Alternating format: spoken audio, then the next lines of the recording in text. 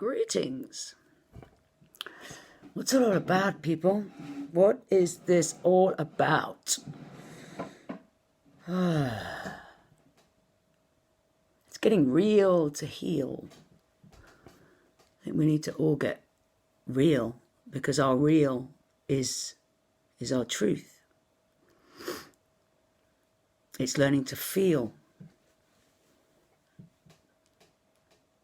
instead of numbing, reaching to numb these true feelings, these, whether it's anger, whether it's sadness, whether it's grief. You know, it's when we reach for substances or old ways, patterns and ways of being, we are preventing ourselves from breaking through that egg through into the new.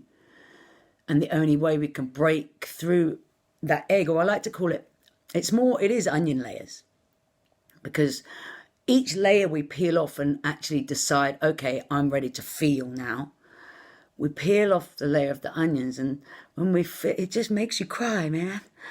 We gotta cry it out. We gotta grieve this stuff out and allow ourselves to be in those vulnerable states of grief and purging and getting it out in some way, but learning not to project it onto others, and learning that your fellow being is also going through that same thing and holding that space for your fellow you.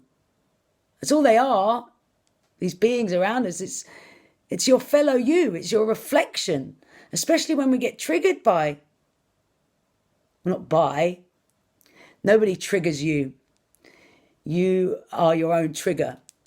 And it happens when you see your reflection, when you see something in that other person that needs work. It's a calling for you to look at yourself. And right now on the planet, we are going through the crumble of the patriarchy. And as that happens, we are being called to feel. And that is our feminine. That's our feminine rising. We're being called to feel these emotions that we've been suppressing and dumbing down and holding silent. And it's now our calling to step into that fear, step into our shadow. Our shadow is our feminine, that side of us that we're so ashamed of. From here downwards is our connection to our sacred mother. You know, we've been taught to look up there. It's amazing, it's heaven. He's so powerful. Down here is hell. But no, down here is bloody mommy. Up here is bloody daddy. We are bloody baby. And we need to learn to parent ourselves again by not being separate to our sacred mother. And so this part of our bodies is your wand, by the way. This is, you know, our ancestors fought wars to get through this energy. Now the war is no longer out there. The war, dare we go into this war? Because this is the new battleground. When we go inner, your body is your wand. And going inner, this is your battleship. This is where the answers are, if you like. Because when you dwell in your body, especially from heart down, right now on the planet, this is our connection to her. In this heart space is where Gaia feels at home. And so when we can pull that energy up through our root chakra, through our sacral, through our solar plexus and into that heart space, pulling that up, that's when we can start to be ourselves. Starts to feel her. And the side that's been so suppressed and missing with us in our ancestry. It's nobody's fault. It's just come through, and we're now the chosen ones who are doing the work, doing the awakening work. We're the ones chosen to channel this grief, if you like, We are now allowing our mental illness out. I don't believe in this mental illness. I believe that we are all getting to that point of being more sensitive to both realms. That's being more human. As we were children, when we had imaginary friends, we had that bashed out of us. But that was our connection to our feminine, to the other realms, to all that is. And now we are trying to remember this again. And 2 years ago, if you had been talking about voices, still to this day, if you're talking about voices in your head, you're considered mad. But no, this is our sensitivity to both realms, because in that realm we see that we are one.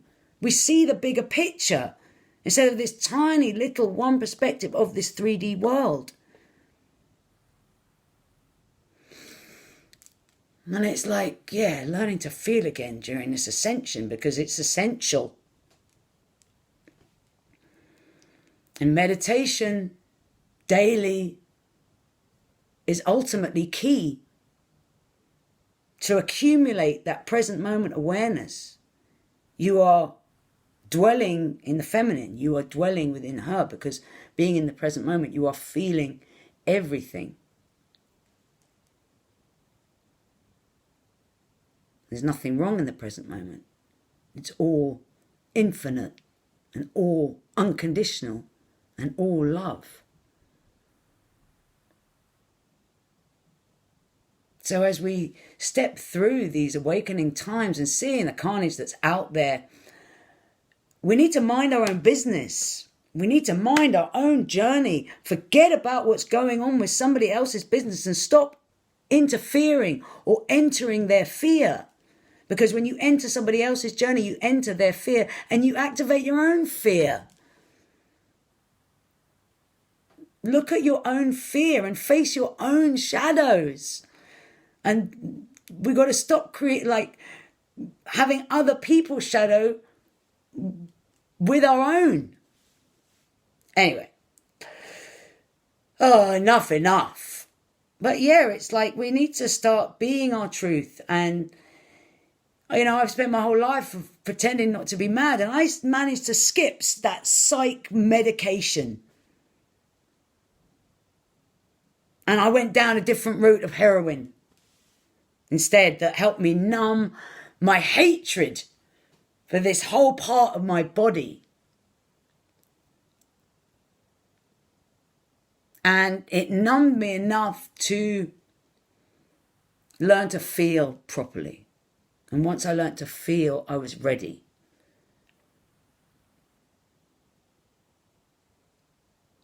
To help others feel. And to know that it's okay to feel. It passes.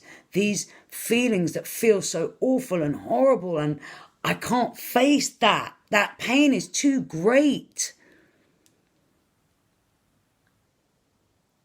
It's allowing yourself and telling yourself it's okay. This is me. This is my truth. This is my authenticity. Allow it.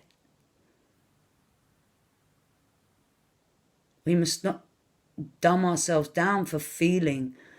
We should not dumb ourselves down or think we're mad if we're hearing voices. That's our guidance. That's our intuition. That is our feminine. Your intuition and your body is your God. Oh, I do talk bollocks most of the time. But thank you for listening. And I should be back. Maybe with some Wulambi. Wulambi is somebody that is me, but through my magic work I've picked up, but he's given me that ability to speak my truth through his own sounds. And he's helping me in my own sounds flow.